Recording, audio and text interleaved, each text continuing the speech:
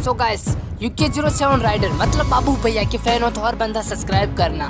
तो गाइस इन्होंने एक न्यू रिकॉर्ड बनाया। अब कौन सा बनाया चलो मैं बताऊंगा, पर चैनल को जिन बंदों ने सब्सक्राइब नहीं किया तो करो। आपको पता होगा सुपरा MK5 ली थी थोड़े दिनों में पहले।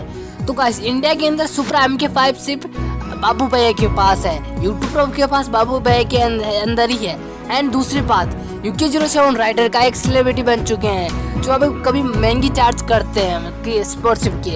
एंड गाइस आपको क्या लगता है कमेंट करके बताओ यार।